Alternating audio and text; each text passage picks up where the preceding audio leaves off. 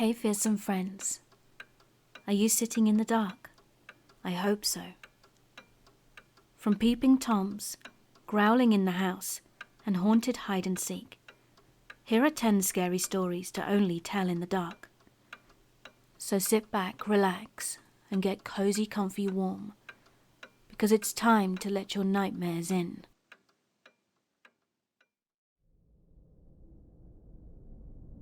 It appeared 2 weeks ago.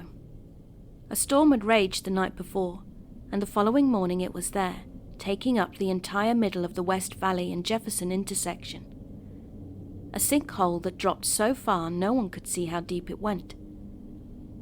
There were no reports of any cracks forming prior to the ground opening up, and it was in the only corner of the country that didn't have any street cameras nearby. The discovery was called in around 6 a.m. by a contractor on his way to a job site. It was early and still raining, and he nearly drove right into it.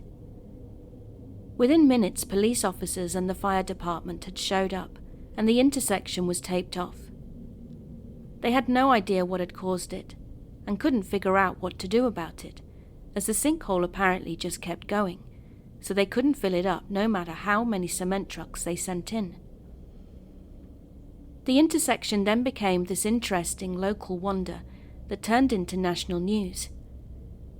Government specialists arrived with GPS drones and radio transmitters and all kinds of sonar tech, and everything they sent would drop down, going deeper and deeper until a certain depth, where they would all go offline and were never seen again.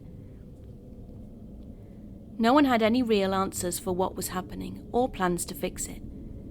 There was talk about building an artificial bottom a few feet down that they could equal off at street level so the intersection could continue as it was, but it never got past the planning stage. It didn't stand a chance. Then less than a week later, something unthinkable happened. Small groups of people began amassing near the constructed barriers around the sinkhole. One person, an older woman, walked out away from her group and stepped over the edge and down into the abyss. She didn't scream or cry. She just went over and disappeared. There were gasps, and a lone scream emerged as another person, this one a teenage boy, followed the old woman's footsteps. Then another one followed him, and another. That first day, close to 100 people climbed the barrier and walked over the edge. Even some of the guards left their posts and went over. Our government instituted both a quarantine and a curfew for the city, and the perimeter around the sinkhole grew. But again, it had no effect. People found a way in from all parts of the city and all walks of life. There was no separating the sheep from the goats, the wheat from the chaff, and whatever was happening, everyone was welcome. No one knew why people were doing it, but one afternoon whilst doom scrolling, I came across a video. It was from a cell phone and had gone viral. Normally I wouldn't watch that type of thing, but I immediately recognized the subject. It was a woman named Helen. She was always pleasant, grateful, and enjoyable to be around.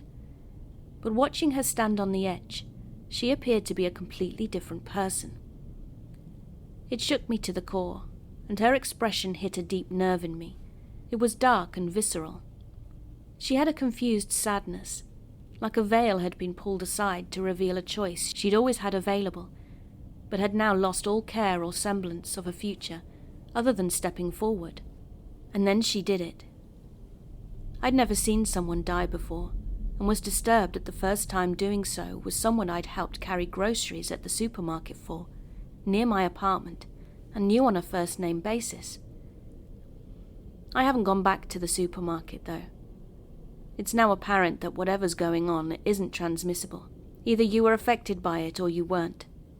And over the next 2 weeks, the deaths rose and then dropped off, and we all thought that was it.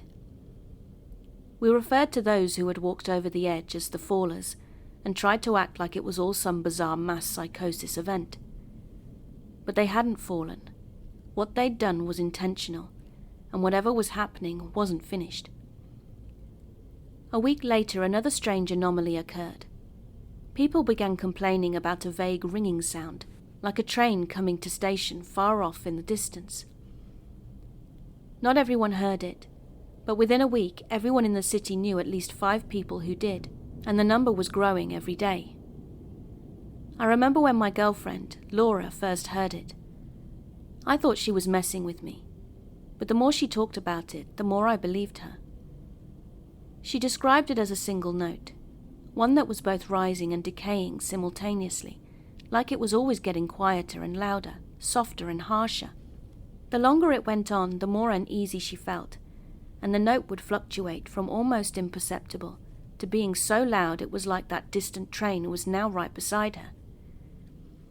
Sometimes at night, she said it was excruciating. I started to wonder about the other people who heard it too then. Did they have the same experience? Was it better or worse? I couldn't imagine it being worse. Then I remembered Christian. He was a guy in my dorm in college that was afflicted with the suicide disease. It was actually named Fothergill's disease, or trigeminal neuralgia, and for him it had developed during Fresh Week, and by the end of first year, Christian had dropped out. It was a condition that caused him insane amounts of unbearable pain in his face and temples, caused by sensation flare-ups in the nerves. The suffering was so great that many who were gripped by it took their own lives to escape, but I'm not sure if he did.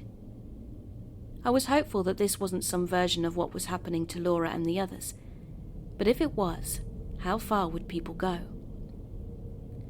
The discussions about what's happening have ranged from environmental to ecological to extraterrestrial to biblical and everything in between. Is it the Earth's reaction to us? Our impact on the water and land we inhabit? Has the Earth finally decided it's time for us to go? Does it have to do with the storm that erupted that night? It's funny thinking back. My girlfriend's religious mother had called us during the storm, saying it felt biblical, and that was certainly true. It did carry an apocalyptic vibe, and I remember before the rain had started, the air felt heavy. It wasn't just the humidity. It felt like gravity was shifting. Then it started to rain. Droplets the size of golf balls. It continued through the night, and by around 3 a.m., a slight tremor rippled through the city. It was faint, but even if you were asleep, you felt it. I'd gone to the bathroom and was doom-scrolling when it happened, and it felt like the earth had convulsed, gagged, and vomited up something it couldn't ingest. The tremble never repeated, and the rain continued until the following morning. Then just after breakfast, the sun came out like it was the first day of summer, but watching the heavy currents of rainwater pouring through the streets and gutters evoked thoughts of Noah. Wasn't there a Bible verse about the earth opening its mouth and swallowing us up? Maybe that's paraphrasing. It's been a while since I've cracked the old book. Could it be extraterrestrials? If they were out there and planning a takeover, having us all walk into a giant trash can in the ground is a pretty genius idea. It would be an easy way to clear the planet of population. Was the sinkhole created by some weapon that plunged into our Earth and sent out a resonance wave from the bottom that would be heard, eventually by everyone, and pull them down to its depths and their deaths? It's frustrating listening to the talking heads on TV go on about it. They all sound sure of themselves, as do the scientists and experts that are supposedly fixing this. Calm breeds calm, I guess. But I just wish people would be honest with the cold hard fact that we have absolutely no idea what's happening. And the longer it continues, the more I realize we probably never will. The history books may make something up to justify or explain, but it'll just be a guess. And that's assuming there will still be people writing history books after this. Some scientists think it could be related to Earth's magnetic field, for something completely invisible that can be detected by a compass needle and reaches thousands of miles into space. And I'm shocked they're only thinking of it now. Could certain electric currents carry imperceptible sound waves that cause psychological influence, physical manipulation? And was there a way to block the wave? Everyone seemed to have more and more questions, always framed in a positive light, like they were actually answers bringing us closer to the end of this whole thing. Maybe they were right, in the wrong way. This morning I found Laura in the bathroom, and she had large red-stained bandages over both ears, and a pair of gory scissors sat in the blood-splattered sink. She'd punctured her eardrums because the sound had become too much. The hospital was filled with people who had similar ideas, all with bloodied bandages over destroyed ears. They were all trying to make the sound stop, but it didn't work. The first night back from the hospital, Laura couldn't sleep. She took a few Ambien, a pint of whiskey and some oxys, but nothing worked. She was curled up in the fetal position, holding her head at both sides. We both finally fell asleep, I think, but when I woke up, she was gone. We had a small pad and paper that she was using to communicate with me, and she'd written down, "I'm sorry, I can't take it. Love you forever." Cameras had been set up at the sinkhole to try to identify the people who were going over the edge, and they used facial identifying software to determine the individual and contact the next of kin. I didn't want to wait, though. I had to go to a central control station on the outskirts of town to find out if she'd gone in. It took several hours as the morning was apparently busy. A few thousand people had gone over, and it was only getting worse. Then Laura's name and face came up on the monitor. She'd gone over, just before dawn of that morning. I was told I could put her picture up on the wall outside if I wanted, but I decided against it. As I left, I walked past the thousands of photographs and vigils that plastered the makeshift memoriam for the fallers, and I'm glad I didn't ask for a photo. There was no room left, and I would have had to cover someone else's. So many people. How did this happen?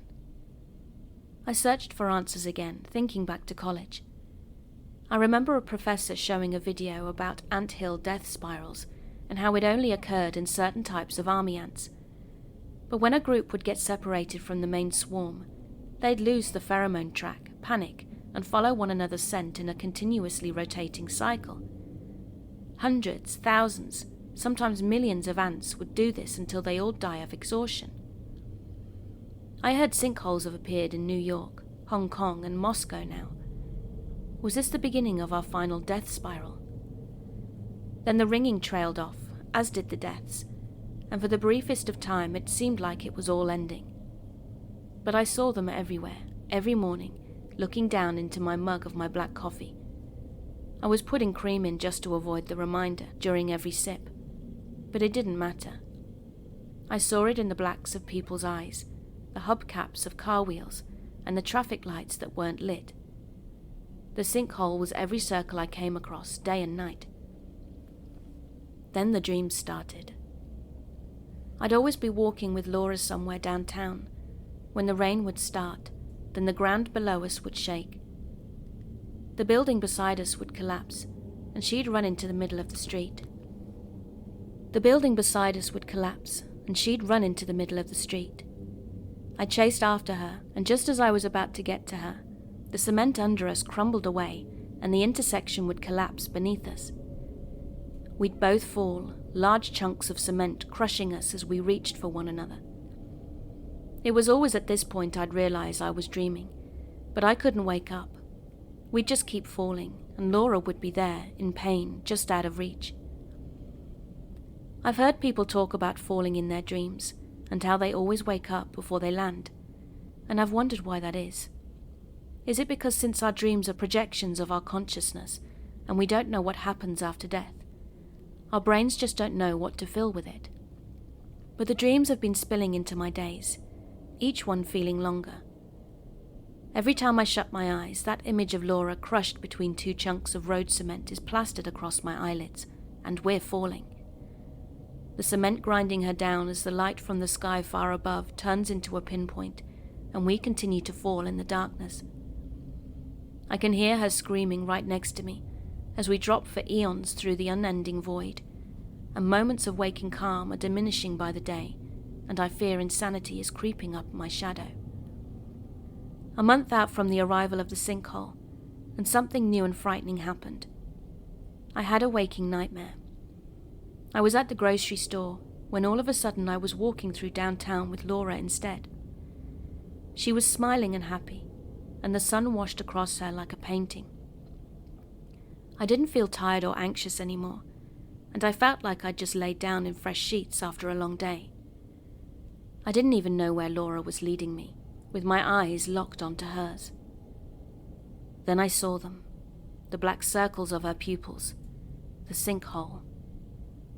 Then, as if on cue with my IDing of them, the sun overhead was gone, and rain droplets the size of golf balls were barraging the street, and Laura kept pulling me forward.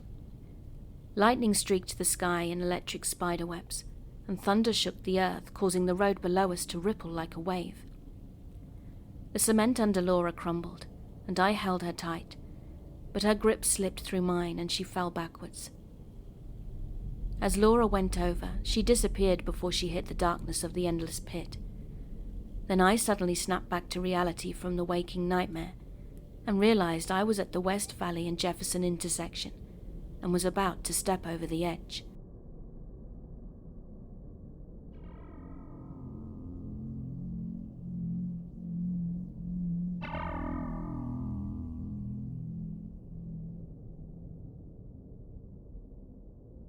So about a year and a half ago, when I was 16, I'd taken on a job of dog-sitting in the Bronx for my aunt while she was away on business. I don't know the exact breed, but this dog was a powerhouse that was more than capable of taking someone down, and her name is Dolly. I had to introduce myself to her in my aunt's presence to ensure she knew who I was before showing up alone later, and I was told to walk her about 4 times a day. She's very well trained and doesn't bark much, which is what makes this encounter more creepy. It was late around 2 a.m. and she adorably woke me up for a walk by digging her nose into my arm.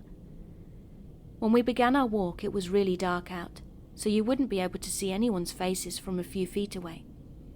The streets were completely empty, which was expected at 2 a.m. Now, in this suburban kind of area in the Bronx, the sidewalks are very narrow, so you can't walk down it in twos. Dolly was slow because she liked to smell literally every molecule she passed, and here's where it gets creepy. There was a man who was walking down the same sidewalk as us, and was maybe about 10 feet behind.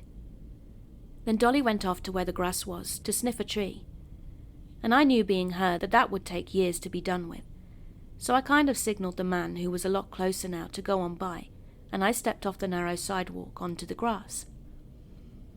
I was right. Dolly took forever sniffing this tree. I genuinely think it was about 10 to 15 minutes.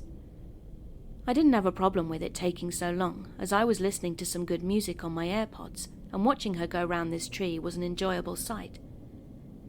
But then all of a sudden, Dolly began barking ferociously at something behind me. It startled the crap out of me, because it was so abrupt, and I hadn't ever seen her bark like that. I quickly turned around to see what was making her do this, and there was the man. He hadn't gone any further in the direction he was coming in since I'd signaled him to pass me, and was still about 5 feet away. He wasn't on his phone. He was just standing there looking at me, with Dolly going crazy at him, and he had little to no reaction to this. Now I got a closer look at him. He was very tall, taller than me, and I'm 6'3". He was bald and his face was expressionless, although half of it was covered by the darkness of the night. I realized that the dude must have been standing there staring at me for 10 to 15 minutes. He definitely wasn't trying to talk to me in that time, because my music wasn't that loud, so I would have heard him, and I don't think he was admiring the dog, because even with her barking, his eyes were zoned in on me. We had about a 10-second moment of staring each other out, and normally I would have asked him if he needed something, but I just had the worst feeling ever. He right away reminded me of the dancing, tall, smiling man creepypasta story, which I think was the cause for my fear in that moment. I turned from him and felt safe with this ginormous dog. I took my AirPods out of my ears so I could hear if he'd followed, and Dolly walked with me, but her eyes stayed on him the whole time. Instead of continuing down the same street, I crossed the block, and as I started to do this, the man sprinted in the opposite direction he was originally heading in, with the sound of his feet rapidly hitting the floor, sending an uppercut to my guts. I quickly turned around and watched him do this. Then he ran like his life depended on it. I watched him run until he turned the corner and was out of view, and I held Dolly's leash tightly and hurried back to the house. I don't think he followed, but Dolly kept looking back and growling. When we got back, I locked the door and made sure Dolly slept in the bed with me.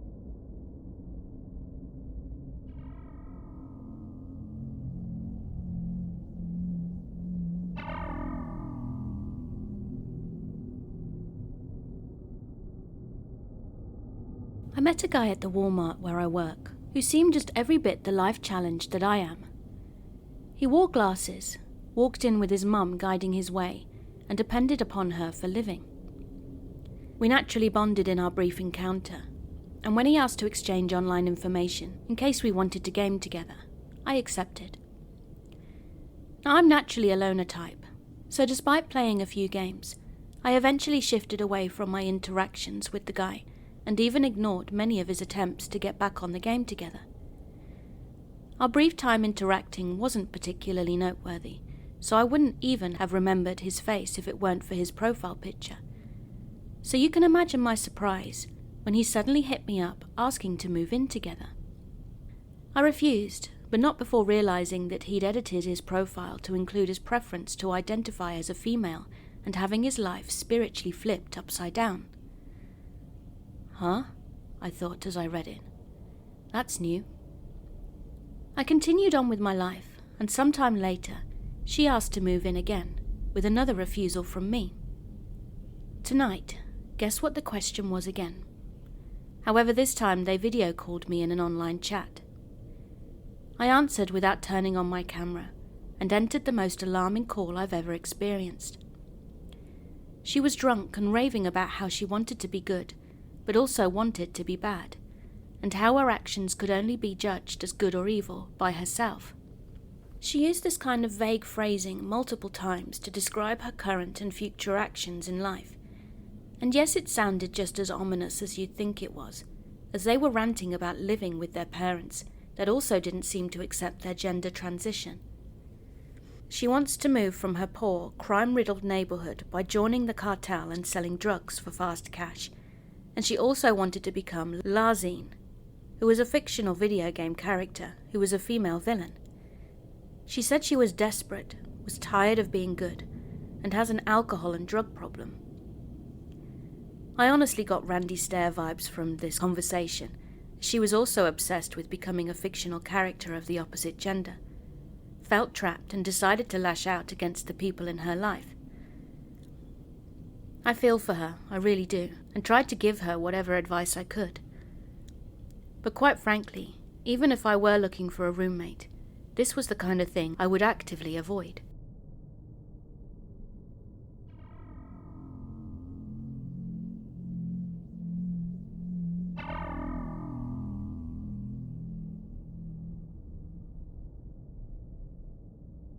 This happened when I was a little girl, and way before I knew about ghostly things. I was staying the night at a friend's house for the first time. She lived out in the country, in an old one-story brick house with maybe 5 bedrooms and a big playroom. She lived with her grandparents, so the house itself was pretty old. They had a lot of antique things like glass cabinets with old china, a piano, and those weird porcelain baby dolls. She had always told me stories about how her house was haunted, but I didn't believe her. I figured it was her way of trying to scare me. So it was getting close to sundown, and her grandparents had left to go get groceries in town, so it was just me, her, and her older brother there. We started playing hide and seek, and it was my turn to count. I could hear the rummaging and what sounded like giggling coming from her room, so when I was done counting, I started that way. I was talking really loud, looking in obvious places to try and throw her off, when out of the corner of my eye, I saw what I thought was her running to this room that I hadn't been in yet. The door was ajar, so I crept in. It was the piano room. I could see what looked like someone crouched down behind the piano, so I started to go around to try and scare her. when I suddenly heard her and her brother calling for me. Confused, I stepped out, and there they both were, standing in the living room, asking if I was going to look for them. I explained that I could have sworn she was in the piano room I'd just seen her run into, and the smiles on both their faces went away almost immediately. They said we don't go in there, as that's her room. Confused, I asked what they meant by that, and they explained that when the house had been around for generations, and when her grandmother was a kid, she had a sister not much younger than her. Apparently she was involved in some accident out in the barn, messing with the cattle, and died in that room when they brought her inside to try and help her. As I was telling them there was no way those ghosts aren't real, and that they were just trying to mess with me, the door to the piano room slammed shut, and you could hear the low keys on the piano start to play. The brother explained that this kind of thing always happens, and there was nothing to be afraid of. She just likes to play, but always tries to scare any new people. Now little me wasn't going to stick around to see about anything else, so as soon as her grandparents got back, I told them I'd like them to take me home. My friend explained what had happened, and her grandma just said, "Oh, sweetie, there's nothing to be worried about. She just likes to play with kids." Then said something along the lines of, "Knock it off, sis, you're scaring her." Convinced they were insane, I called my mum to come get me and went home. I told my friend I was sorry, but I just couldn't stay. 2 to 3 years later, her house randomly caught fire when no one was there, and the whole place was destroyed, but they couldn't find out why. Firemen said that it had started in the piano room, saying it must have been faulty wires, but her grandmother said she was sure it was her sister that did it, because they were talking about moving closer into town and selling the house, which I guess made the little girl mad. Now, I'm not one to believe in this paranormal stuff, but I know I saw someone in that room that day, and I can't think of a logical reason to explain what it was.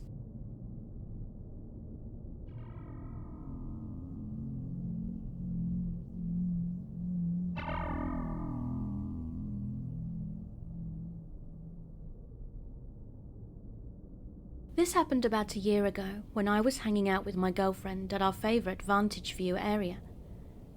We were in the SUV, watching a movie and having some snacks, just enjoying ourselves. This place is a pretty popular spot in our area, as it's a little outlook parking lot over the most beautiful part of the city, so it's always packed with people. Later on we kissed a little and were getting slightly intimate, when she stopped and froze for a second. I asked her what was wrong, and she said there was a guy parked next to us staring at her weirdly. And sure enough, there was.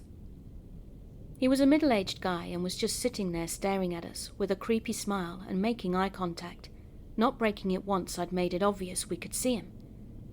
We tried to ignore him, but he literally didn't stop looking. It made us both very uncomfortable, and I noticed there was a free spot on the far side of the parking lot, so we moved. But if that wasn't enough for any decent human being to take a hint, I don't know what is. Because then a few minutes later, a spot next to us was freed up, and he immediately rushed over to it. We gave him the benefit of the doubt to see if he was about to leave, but no. He was headed our way, which was opposite of the exit.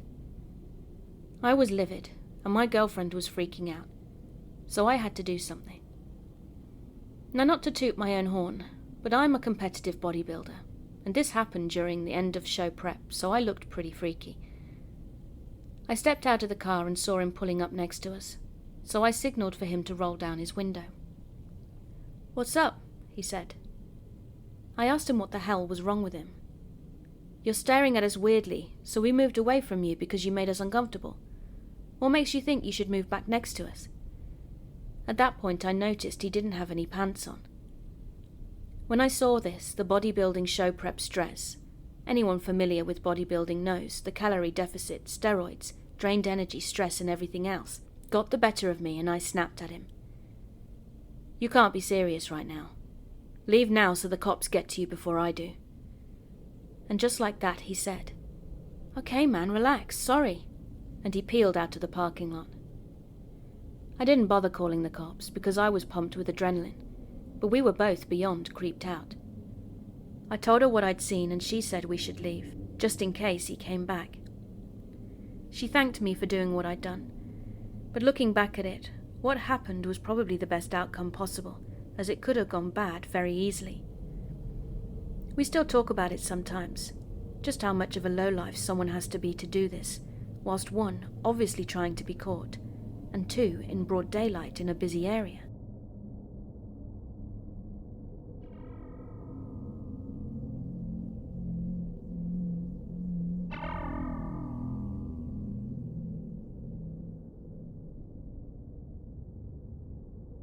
I've always read stories on here, but I've never thought I would have anything to share.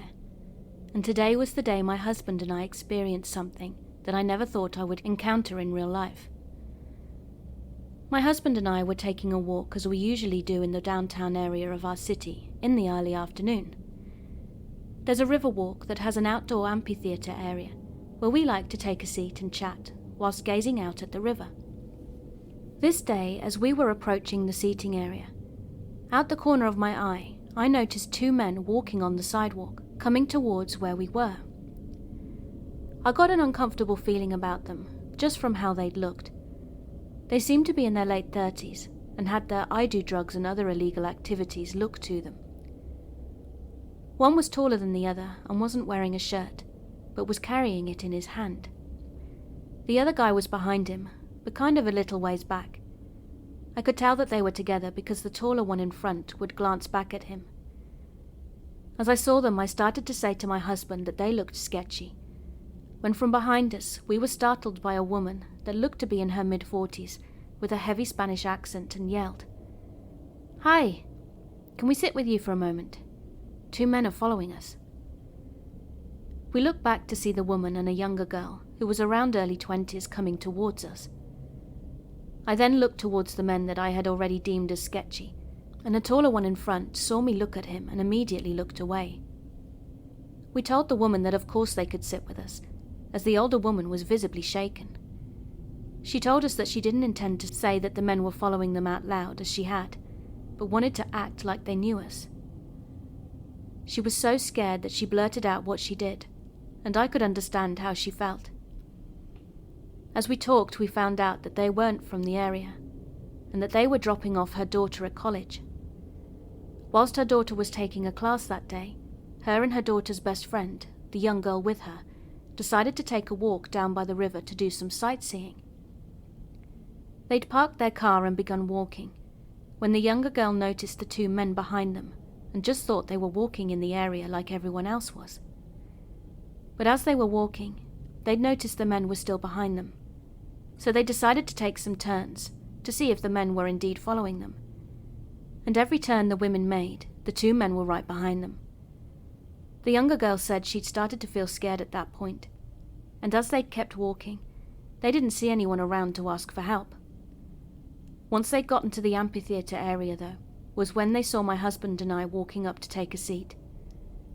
The men weren't far behind them once they'd got to us, because they were already in my line of sight. As we were sitting and talking about the above story, along with regular getting-to-know-you conversation, the two men walked past us and sat in a nearby pergola in eyesight. We talked to the women for about 15 minutes or so, and the whole time the two men stayed at the pergola. They would glance over at us every now and again, and after a while the men decided to get up and leave. I guess they realized that my husband and I were aware of the situation, and their presence gave them up on whatever goal they'd had for the two women. I exchanged information with them. My husband went to check and make sure the men were actually gone, and we walked behind the women towards their car to make sure they got there safely. I shuddered to think of what could have happened to them had we not decided to take a seat there at the time we did. I could tell they were up to no good just by the way they looked, and the way the taller one would look back at his friend as well as check his surroundings. The only ones in the area were my husband and I, the sketchy men and two women being followed, and an older man that seemed to be in his late 80s. If we hadn't have been there, it would have been just them and the older man. Who knows what could have happened? Scary to think about it, really. I plan on calling them tomorrow, just to check in and make sure they're okay.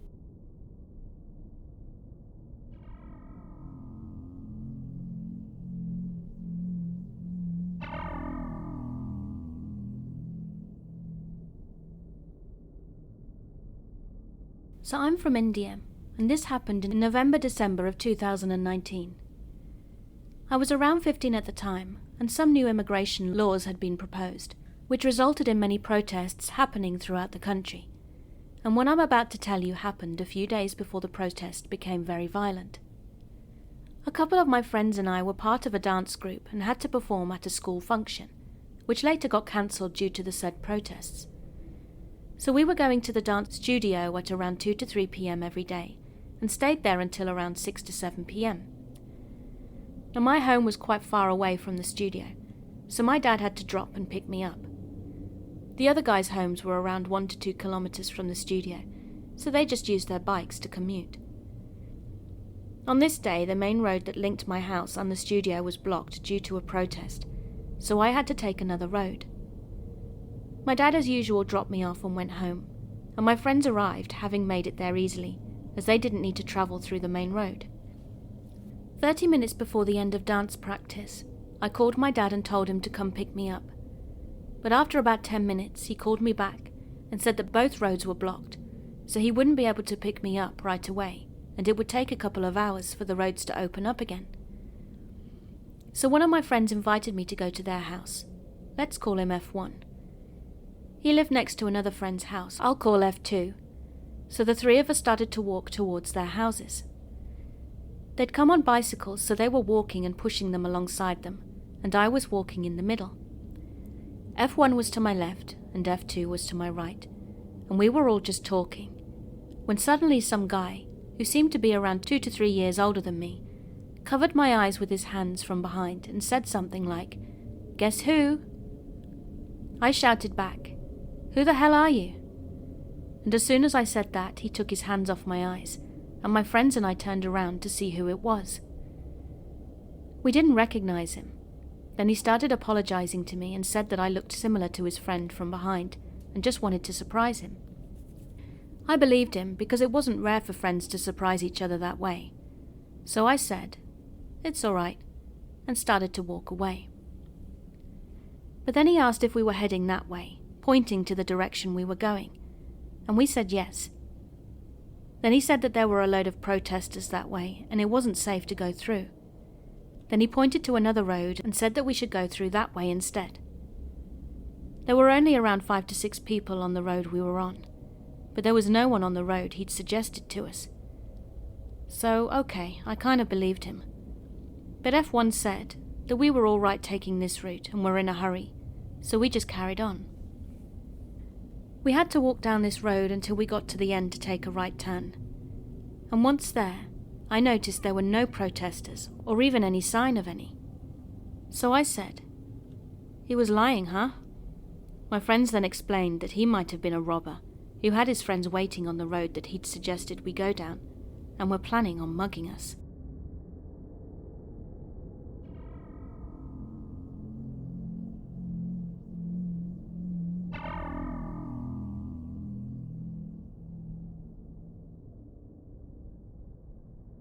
To give a little context, I was 15 at the time, was down at a family friend's house, and I was in a long-distance relationship with a girl from Georgia, Atlanta, which will come into play later. At that time it was dark out, and I was just hanging in the living room with their younger boys playing Mortal Kombat, when I got a call from Atlanta. Now I normally don't answer calls from numbers I don't recognise, because they always seem to be scammers, and I'd just gotten this number only a year before that, so would get calls like that all the time. But thinking it was my girlfriend, I answered it. "Hello," I said, with nothing coming from the other end but what sounded like loud breathing. I took the phone off my ear thinking something was off with my phone, as there was a lot of background noise from my parents' conversations, and at the time one of the mums was talking, and right then I heard, "Glad to hear that bitch is still with you. I'm on my way."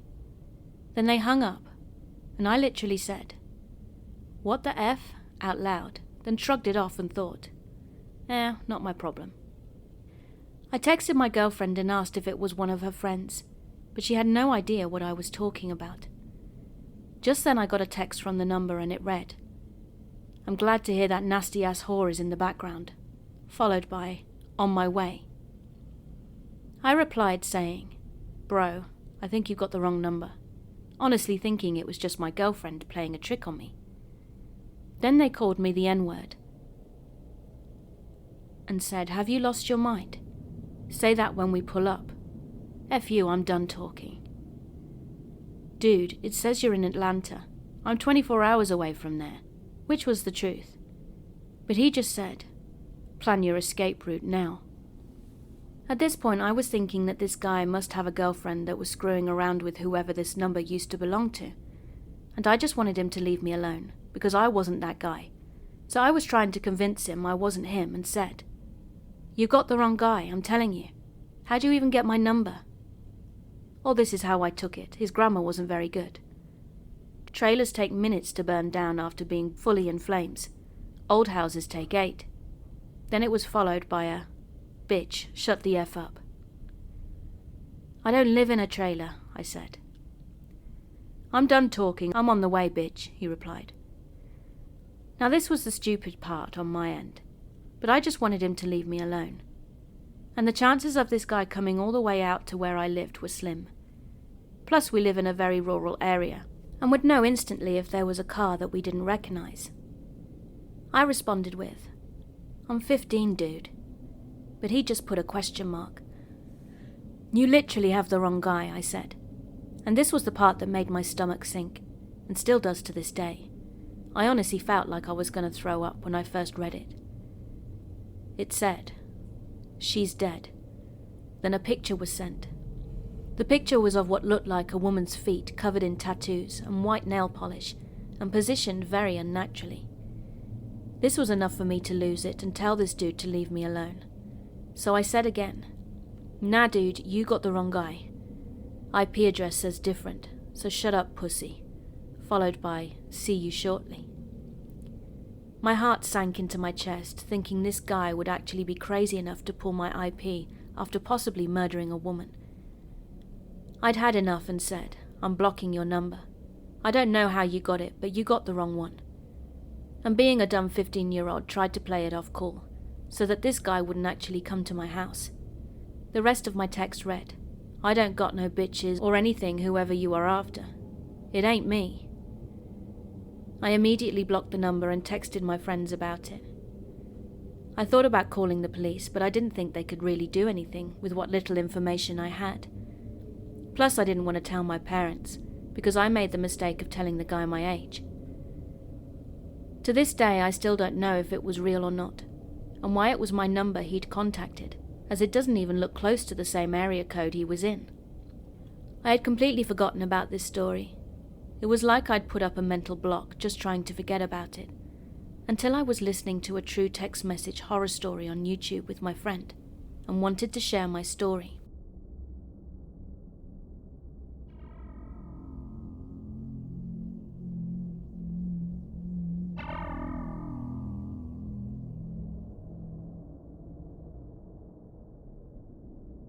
When I was 4 or 5, we stayed with some of our family in an old house. Now because there were so many people, I usually slept with either my mum or my sister, but mostly my mum, as I always felt uneasy when I visited this house, especially at night. This one particular night, I was sleeping with my mum when I heard someone calling my name. At first I thought it was my sister or one of my cousins, so I got out of bed, left the room and went into the hallway. It was always dimly lit at night, just in case anyone needed to go to the bathroom. And I looked down the hall to the rooms my sister and cousins were in, and their doors were closed. I didn't see any lights peeking under the doors, so I knew they hadn't called me. I heard the voice call my name again, and I immediately turned in the direction of the stairs at the other end of the hall. The voice kept calling my name and telling me they needed my help. I slowly walked down the hall and stopped at the top of the stairs, and the hallway light illuminated most of the stairs except for the bottom 2, so I couldn't see anything beyond that point, just darkness. The voice called my name again, but the tone shifted slightly. It was a little more friendly and inviting this time. It said again that it needed my help, and I asked why, but it said it would have to show me for me to understand. It begged me to come down the stairs so that it could do so. I took a step down the stairs, but a voice in my head said it was a trick. So I yelled down that it was trying to trick me and I was going to get my mum. The voice started begging me more to help it and began to make crying sounds as if it were in pain. I immediately felt bad for it then and started taking more steps down the stairs as the voice continued to plead for my help. I got halfway down when a voice screamed loudly in my ear, "Don't take another step. If you do, it will take you and you won't be able to come back." I stopped immediately, frozen in place. The voice at the bottom of the steps asked me why I'd stopped and told me to keep coming. I yelled no and I told it I knew it was trying to take me away. Then as I turned to run back up, the voice let out a loud growl of frustration.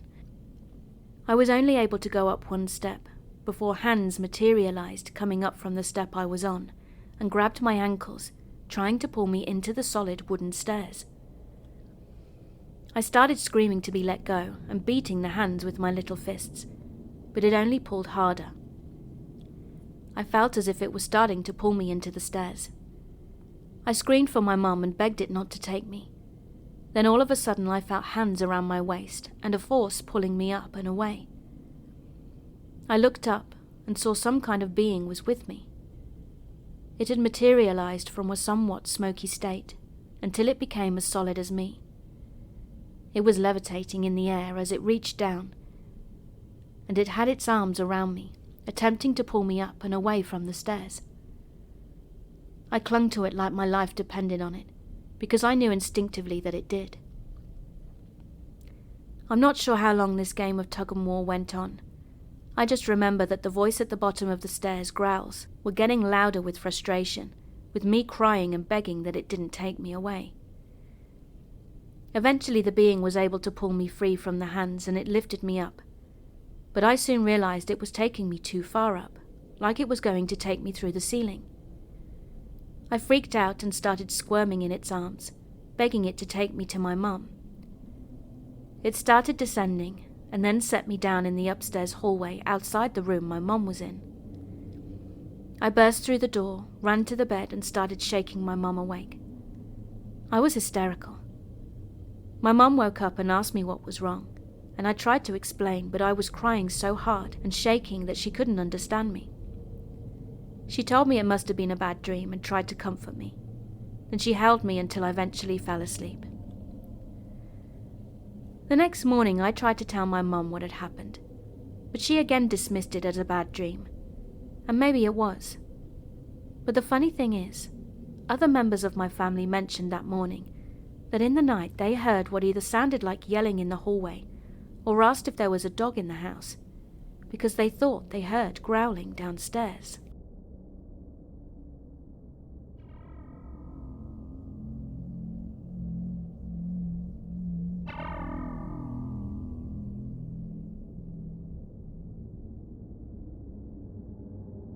Around the age of 15, my cousin, who I'll call A, and was 16, and a couple of friends and I had recently gotten into visiting haunted places.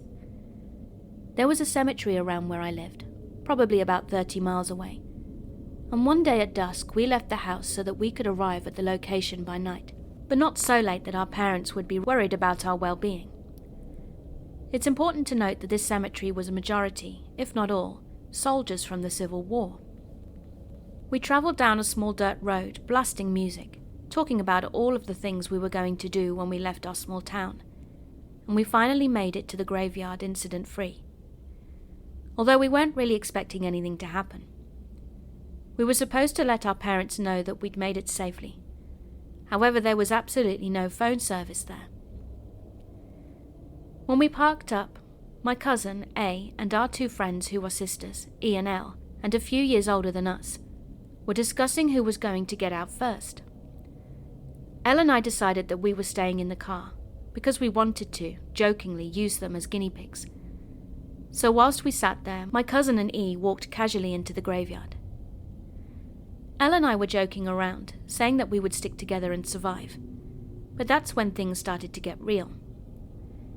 We suddenly heard these loud boom sounds coming from seemingly nowhere. Elle asked if I'd heard it too.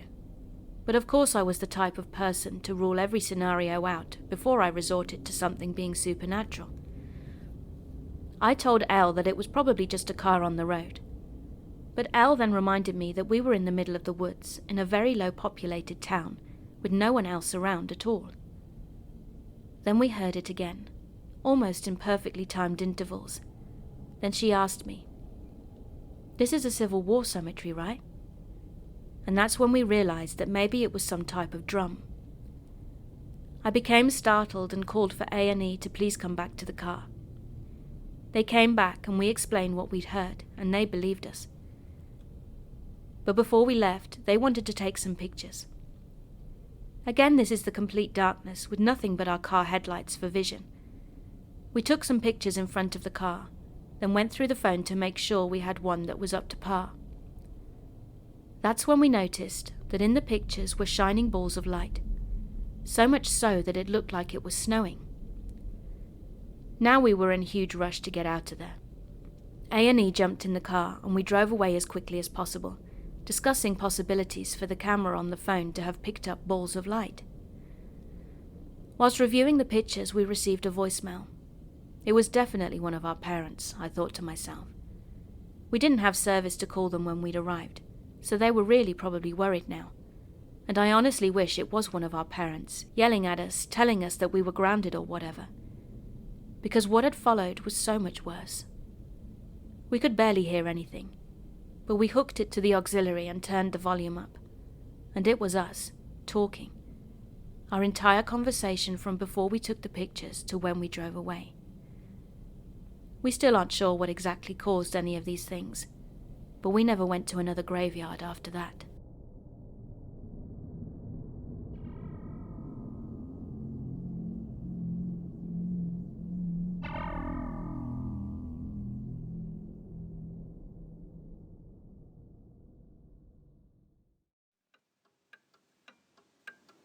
Hey, thanks for listening. I hope you enjoyed my video. And if you did, could you please give me virtual hugs by subscribing and clicking that notifications button. I also have a Patreon page and YouTube channel membership if you'd like to support me further. Thank you again for being here. Keep being creepy.